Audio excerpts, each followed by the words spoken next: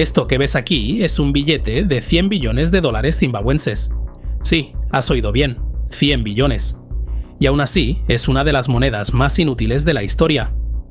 El papel en el que está impreso vale más que el dinero en sí. La hiperinflación golpeó duramente al país. En su peor momento, allá por 2008, los precios se duplicaban cada 24 horas. La gente se iba a la cama pensando que seguía siendo de clase media y al día siguiente se despertaban pobres. Los precios de los alimentos subían tan deprisa que Zimbabue, que en su día fue el granero del sur de África, tuvo que empezar a importar comida solo para poder alimentar a su población. A la vez, la deuda nacional se disparó y los compromisos con los acreedores internacionales limitaron enormemente el margen de maniobra del Estado. Poco después llegó el declive económico. La productividad cayó en picado y las sequías, junto con otros desastres naturales, terminaron por agravar la situación. A día de hoy, Zimbabue tiene una de las economías más deterioradas del planeta. 1 de cada 3 habitantes vive en la pobreza extrema.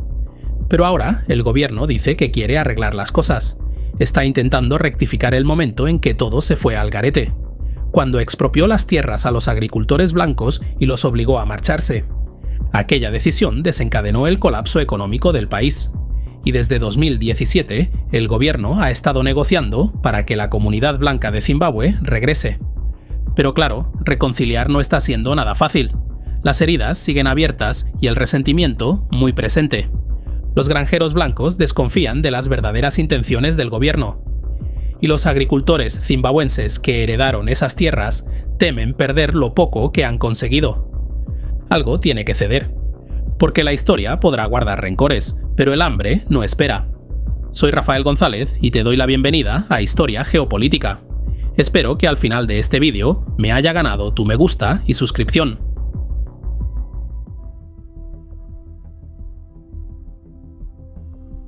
A diferencia de la mayoría de países africanos que lograron su independencia en los años 60, Zimbabue llegó bastante tarde a la fiesta. No se convirtió en un país independiente hasta 1980. Y eso es porque estuvo a punto de ser reemplazado por otro estado distinto, Rodesia.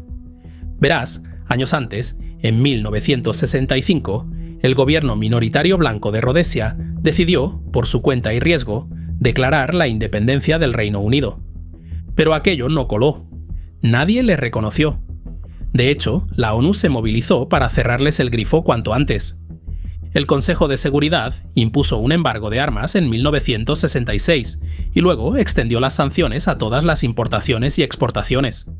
Sin embargo, cuando quedó claro que esas sanciones no estaban cambiando el comportamiento del régimen, también quedó claro que no iba a ser tan fácil desmontar el Estado como se había hecho con otras colonias. Y ahí es cuando entra en escena un joven activista llamado Robert Mugabe, que decidió apoyar a un grupo llamado ZANU, siglas de la Unión Nacional Africana de Zimbabue. Su objetivo era claro, una revolución en toda regla. Querían acabar con el gobierno minoritario blanco y establecer un sistema de mayoría negra. Lo que vino después fue básicamente una versión africana de la Guerra Fría. Angola, Zambia y Tanzania apoyaron al ZANU de Mugabe, con armas y financiación. Mientras tanto, Sudáfrica se convirtió en el principal respaldo del régimen rodesiano. Con armas entrando desde todos los frentes, Rodesia cayó en una guerra civil brutal que comenzó en 1964. Tras 15 años de conflicto y unas 30.000 víctimas, se firmó un alto el fuego en 1979, con la promesa de celebrar elecciones al año siguiente. El partido de Mugabe ganó esas elecciones y él se convirtió en primer ministro. Una vez en el poder, Mugabe desmontó todo lo que quedaba de Rodesia, su administración, sus instituciones, y rebautizó el país como Zimbabue. La comunidad internacional dio su visto bueno al traspaso de poder, y Zimbabue fue reconocido como un estado soberano. Pero claro, más allá del cambio de nombre y bandera, los problemas seguían ahí, tan reales como siempre. Durante la época colonial, la propiedad de la tierra se había repartido de forma totalmente desigual.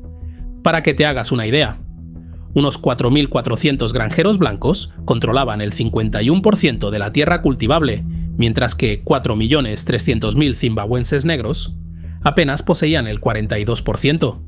Vamos, un desequilibrio brutal. Y por si fuera poco, los zimbabuenses indígenas ni siquiera podían tener acceso legal a ciertos tipos de terrenos comerciales. Así que, una vez en el poder, Mugabe se marcó una prioridad: la reforma agraria. Al principio, el plan era comprar tierras a los granjeros blancos de forma voluntaria, y durante un tiempo funcionó, pero el ritmo era lento. Entre 1980 y 1987, la tierra en manos blancas se redujo un 20%. Para Mugabe, eso era claramente insuficiente. La brecha de riqueza seguía siendo enorme. Los granjeros blancos eran solo el 2% de la población, pero controlaban buena parte de la economía.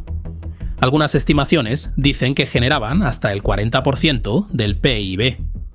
Así que decidió ir más allá. Impulsó una reforma agraria mucho más agresiva que básicamente expropiaba fincas privadas y las pasaba a control estatal. A partir del año 2000, los agricultores blancos fueron forzados a abandonar sus tierras, que pasaron a manos de zimbabuenses negros. Pero el plan fue un desastre total. Aunque la intención era reparar las injusticias coloniales y reducir la desigualdad, lo que acabó ocurriendo fue todo lo contrario: violencia, corrupción y una pésima gestión. La mayoría de esas tierras confiscadas acabaron en manos de aliados políticos de Mugabe que no tenían ni idea de cómo llevar una explotación agrícola. El resultado fue un colapso económico. La producción cayó en picado y el país, que una vez fue el granero de África Austral, perdió su capacidad para alimentar incluso a su propia gente. Para 2006, la escasez de alimentos era generalizada. Un tercio de la población dependía de ayuda humanitaria para sobrevivir. En apenas unos años, Zimbabue pasó de exportar alimentos a importarlos desesperadamente. Y lo peor aún estaba por venir. Occidente impuso sanciones a Zimbabue por el desalojo forzoso de los granjeros blancos. El país quedó aislado económicamente.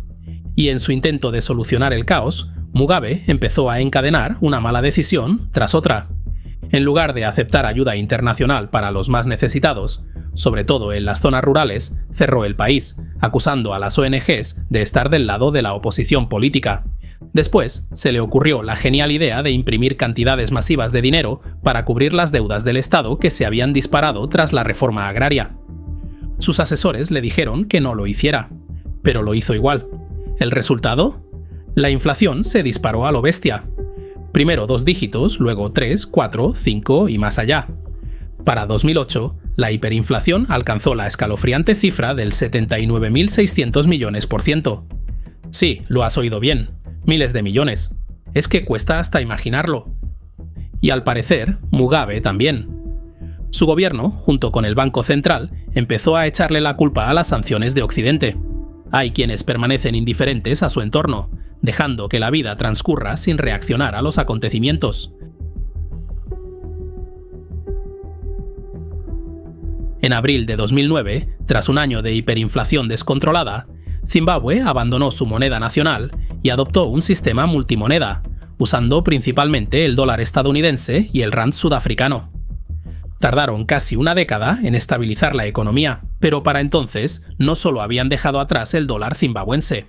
En noviembre de 2017, un golpe militar sacó del poder a Robert Mugabe y el vicepresidente Emmerson Mnangagwa ocupó su lugar.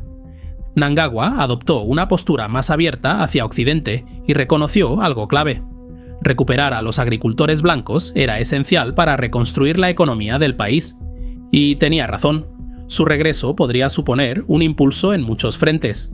Por ejemplo, aumentaría la producción agrícola, mejoraría la seguridad alimentaria, generaría empleo, aumentaría las exportaciones y atraerían divisas extranjeras, lo que también ayudaría a levantar las sanciones internacionales. El problema era que las tierras expropiadas durante la era Mugabe ya habían sido repartidas entre aliados políticos. Mnangagwa no podía simplemente quitárselas sin arriesgar su propia posición, así que optó por una vía intermedia: crear empresas mixtas, animando a algunos agricultores blancos a volver, pero sin devolverles sus tierras originales. La idea era combinar conocimientos técnicos y recursos para reactivar el sector agrícola, y en cierta medida funcionó. A día de hoy existen unas 900 granjas comerciales blancas activas en Zimbabue, y la productividad ha mejorado. Pero la mayoría de los antiguos agricultores blancos se niegan a regresar. No se fían del gobierno. Alegan que las condiciones no han cambiado lo suficiente como para justificar su vuelta.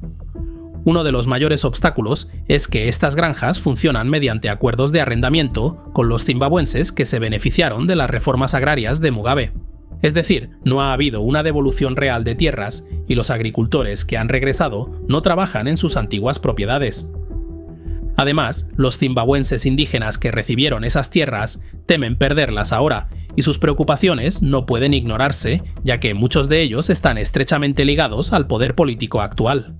Esto coloca a Mnangagwa en una posición delicada.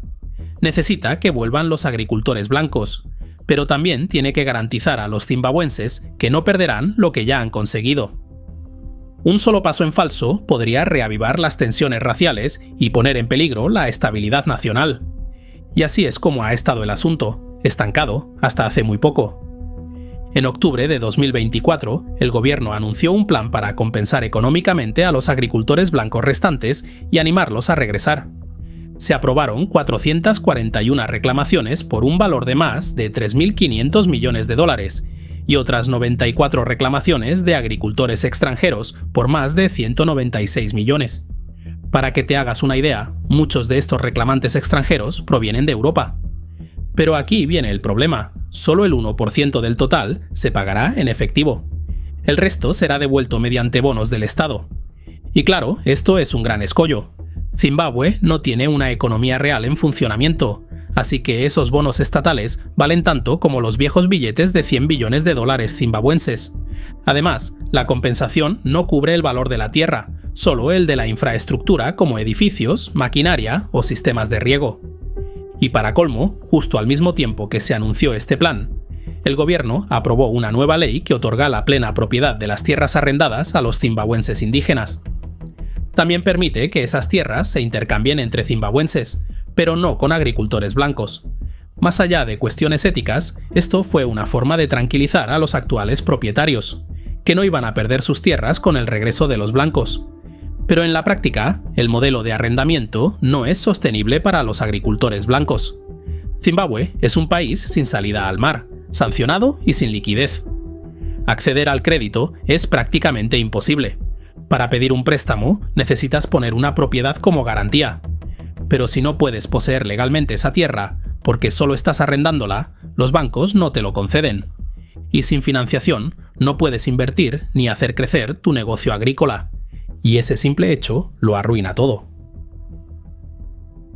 Así que, a pesar del discurso conciliador, el programa de reintegración de agricultores blancos no está funcionando. De hecho, puede que esté diseñado para fracasar. Si analizamos la posición de Zimbabue en la política internacional, el panorama es claro. El país tiene una deuda externa de 21.000 millones de dólares y sigue bajo sanciones occidentales. El gobierno de Mnangagwa está inmerso en dos negociaciones paralelas para cambiar esto. Una con el Banco Africano de Desarrollo para reestructurar la deuda y otra con la ONU para levantar las sanciones. Y en ambas, el tema de los agricultores blancos es clave. La estrategia parece ser alargar las negociaciones con promesas sobre compensaciones y retornos, pero sin resolver realmente el problema. Porque aquí radica la clave del problema. Si Zimbabue finge que está actuando de buena fe, ofreciendo compensaciones y llamando a los agricultores a volver, aunque sea bajo condiciones inviables, puede parecer que está rectificando. Y muchas veces, en diplomacia, eso es suficiente. La estrategia de Mnangagwa podría convencer a los poderes internacionales para levantar las sanciones y renegociar la deuda, todo ello sin enfrentarse a la población indígena. Pero, ¿cuál sería el precio? Que el país no alcance nunca su verdadero potencial, que la productividad agrícola siga estancada y que persistan los problemas estructurales. Pero con las sanciones levantadas y las deudas reestructuradas, el Estado podría volver a pedir préstamos al FMI y tirar hacia adelante, aunque sea a costa del crecimiento real. Por supuesto, esto es solo una hipótesis de la estrategia diplomática de Zimbabue. No hay forma de saber si es realmente así, pero otras naciones han usado tácticas similares. Porque al final, la diplomacia es eso, el arte de mandar a alguien al infierno, pero hacerlo de forma tan elegante que hasta le apetezca el viaje. Un fuerte abrazo a los mecenas que apoyan mi independencia informativa. Suscríbete y deja un me gusta para apoyar el canal. Gracias por tu visita y nos vemos en el futuro.